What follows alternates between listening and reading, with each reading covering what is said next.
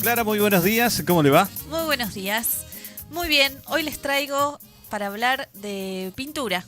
Vamos a hablar del pincel, no de la pintura de los pintores, ¿no? No, porque Alba no quiso sponsorear el programa, así que no, de eso no. No, de los pintores no. Uno estaba contento, largó el pincel recién al escucharla a usted hablar de la pintura. Bueno, vamos a hablar de una pintura que había sido vendida en 1,5 millones de pesos. Ah, nada más. Nada más. Baratita la cosa. Esto fue en el año 2015. Se vendió, fue la obra más cara vendida hasta el momento y en nuestro país. Pero bueno, lo que llama la atención es que no es nada más ni nada menos que un paisaje de Córdoba lo que se muestra en esa pintura. Que por acá la estaba viendo yo. Claro, es un paisaje sencillo, como los que conocemos de nuestra querida Córdoba, donde se ve un cielo bien azul, un cielo limpio, un cielo sin nubes, como... Característico de una jornada después de una lluvia, de un viento sur, diría algún paisano de la sierra. Podría ser, con esa línea de sierras, sí, marcando el horizonte. El azulado de las sierras, ¿no? Así es. Sí, sí. Y bueno, nada más ni nada menos que una callecita de tierra, ¿no? Uh-huh. Ese es el paisaje que se cotiza hoy en día dentro del mercado de lo que es el mercado y el negocio de las ventas de obras de arte. Un paisaje así es lo que se cotiza hoy en día. Estamos hablando del pintor Fernando Fader. Es imposible no nombrarlo si hablamos de pintores de Córdoba. Él es el que sienta un poco las bases del inicio de la pintura en Córdoba. Estamos hablando del año 1920. Es un poco cuando empiezan a preguntarse los pintores qué quieren mostrar de un país que estaba recibiendo cada vez más inmigrantes. Uh-huh. Las fusiones culturales estaban en su auge y los pintores que estaban en Argentina querían establecer un estilo local, un estilo de acá. Y se agarraron mucho del paisaje para mostrar lo que era nuestro país. Fernando Fader, si bien se cree que es cordobés, nació en Francia, en Burdeos, el 11 de abril de 1882. En ese entonces su madre, de origen francés, y su padre, de origen alemán, un ingeniero de origen alemán, se habían instalado en Mendoza, donde allí fundaron el primer gasoducto de Mendoza. Los Fader fueron muy importantes para la provincia de Mendoza porque fueron pioneros en el desarrollo de la industria del petróleo y también crearon el primer oleoducto del país. Resulta que el hijo, Fernando, no quiso saber nada con la ingeniería, se le dio por la pintura. Él hace un viaje a los 18 años, un viaje como haciendo una búsqueda para saber, para encontrar su orientación, y allí descubre la pintura. Si bien él mucho tiempo después diría que nació siendo pintor, uh-huh. Que ya tenía ojos de pintor antes de agarrar el pincel. Así que fíjense qué detalle interesante. Para pintar hay que primero mirar con ojos de pintor. Fernando Fader estudia pintura en Alemania, en la escuela de Múnich. Recordemos que en esta época en Argentina no había academias artísticas, así que se tuvo que ir a Europa a estudiar, pero regresa muy joven, con 18 años, regresa a Mendoza, donde instala una academia de pintura y se vuelve un poco pionero en el tema del dibujo como modelo vivo. Hasta ese entonces los dibujos se hacían con figuras de yeso. Y él dice, no, esto es con modelo vivo. Bien, eso fue pionero en eso y también un poco criticado porque bueno, viste cómo son estas cosas, siempre. Claro, y en aquellos tiempos que había principios tan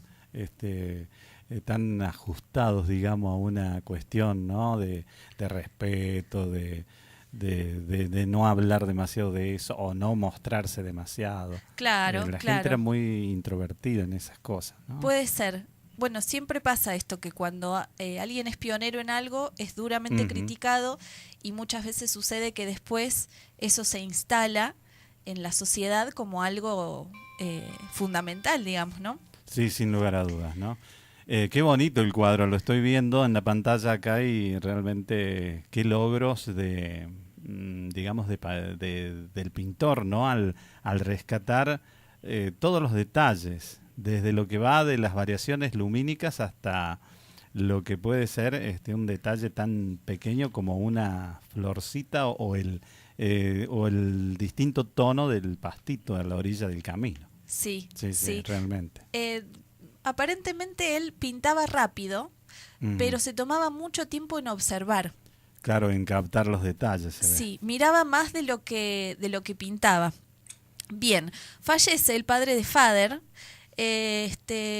Fernando Fader se hace cargo del negocio familiar, pero bueno, no es eso a lo que se dedica. Él sufre un poco los males, como hablábamos hace un rato fuera del aire, sufre un poco los males de la pobreza, como suele pasar con los artistas, quizás porque son un poco incomprendidos para la época.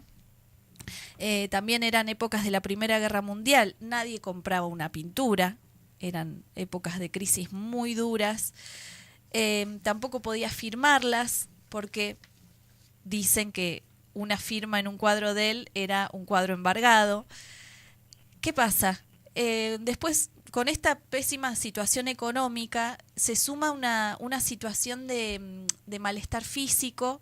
Él sufre la tuberculosis, le detectan tuberculosis, y con la falta de los antibióticos, los médicos en ese entonces recomiendan el aire serrano como una medicina.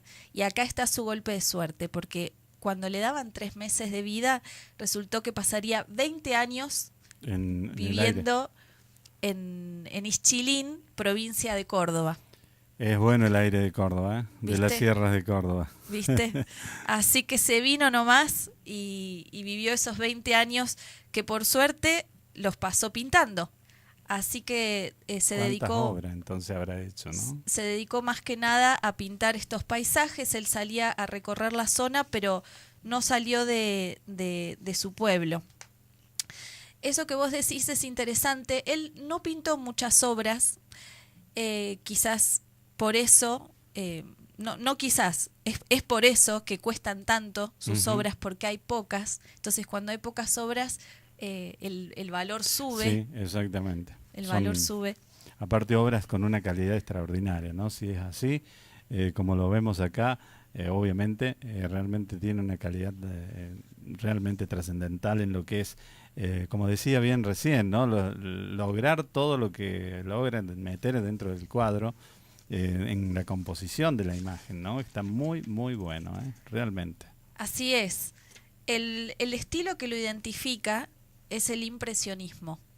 Eso que vos ves tiene características del impresionismo. Es un estilo que se caracteriza por pintar sobre todo paisajes, no de manera realista, bien, no se busca imitar una foto, sino que las pinceladas se entrecortan, generando algo parecido al movimiento de las luces que se ven en el río.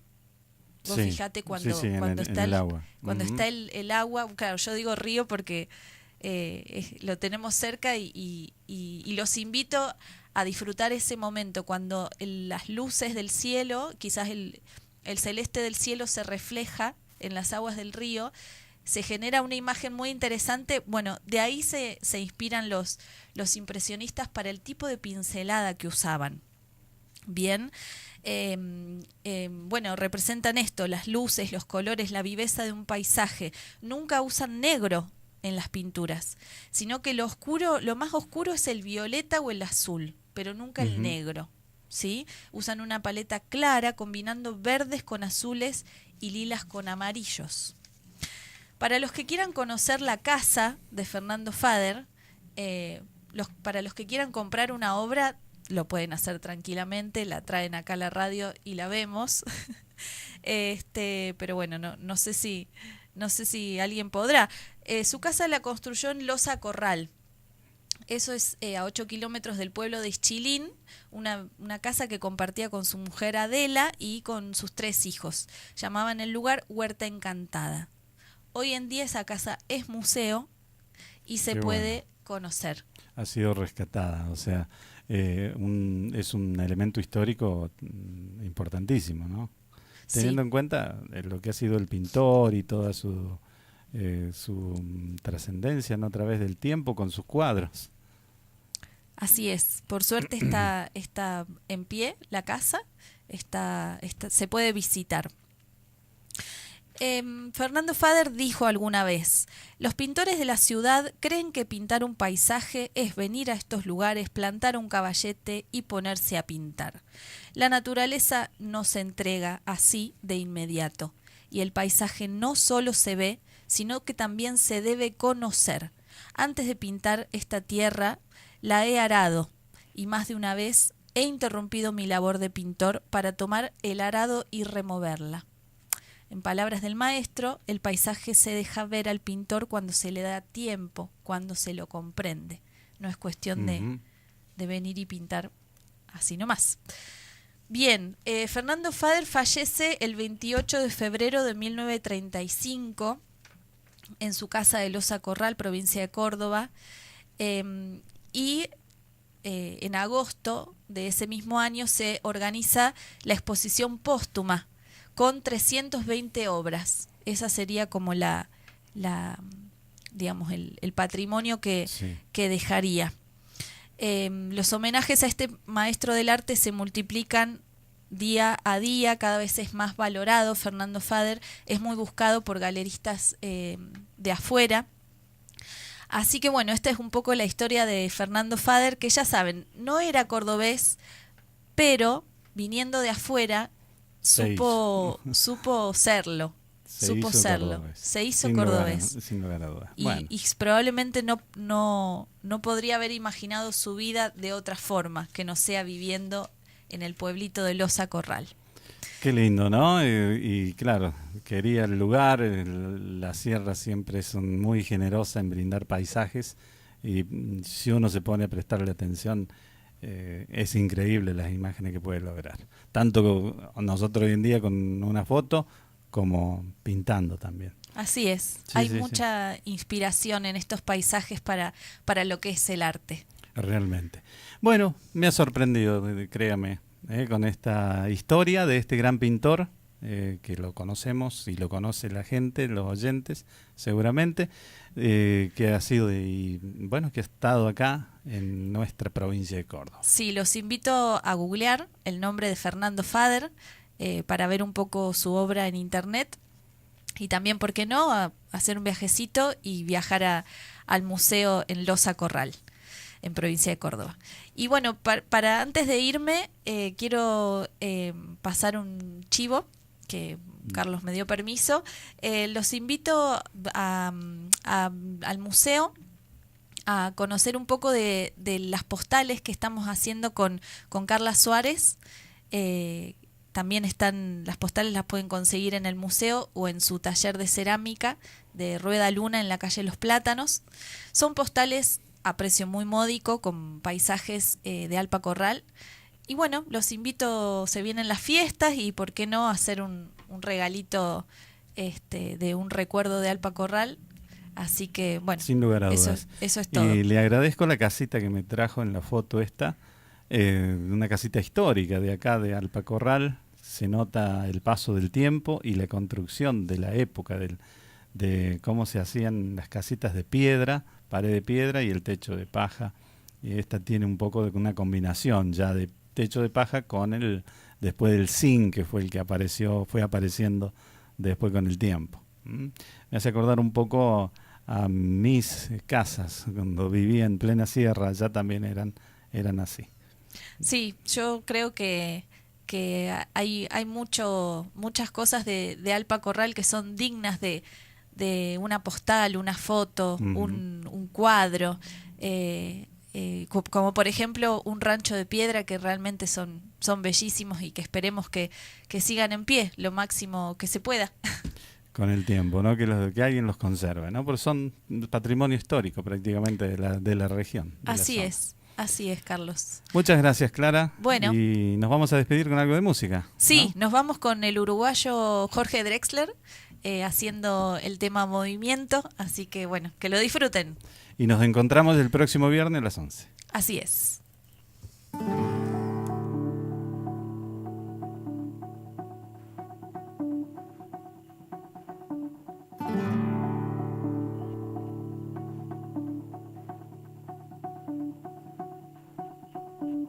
Apenas nos pusimos en dos pies, comenzamos a migrar por la sabana, siguiendo la manada de bisontes, más allá del horizonte, a nuevas tierras lejanas. Los niños a la espalda y expectantes, los ojos en alerta, todo oídos, olfateando aquel desconcertante paisaje nuevo, desconocido. Somos una especie en viaje. No tenemos pertenencias, sino equipaje. Vamos con el polen en el viento. Estamos vivos porque estamos en movimiento. Nunca estamos quietos, somos trashumantes, somos padres, hijos, nietos y bisnietos de inmigrantes. Es más mío lo que sueño que lo que toco. Yo no soy de aquí, pero tú tampoco. Yo no soy de aquí, pero tú tampoco. De ningún lado del todo. Lados un poco.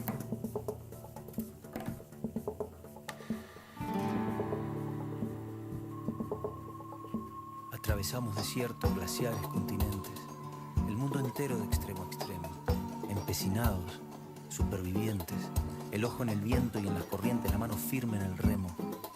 Cargamos con nuestras guerras, nuestras canciones de cuna, nuestro rumbo hecho de versos, de migraciones, de hambrunas. Y así ha sido desde siempre, desde el infinito. Fuimos la gota de agua viajando en el meteorito. Cruzamos galaxias, vacíos, milenios. Buscábamos oxígeno. Encontramos sueños.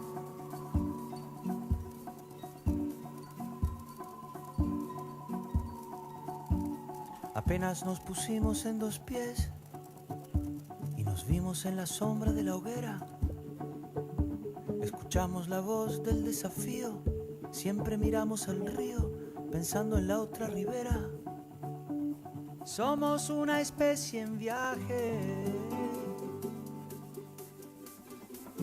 No tenemos pertenencias, sino equipaje.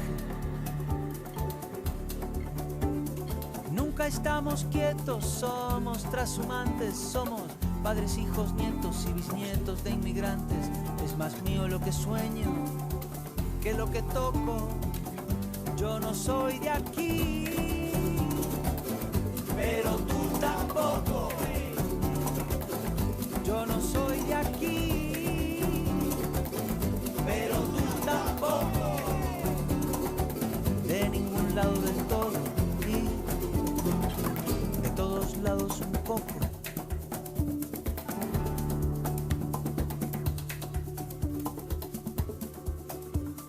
Lo mismo con las canciones, los pájaros, los alfabetos. Si quieres que algo se muera,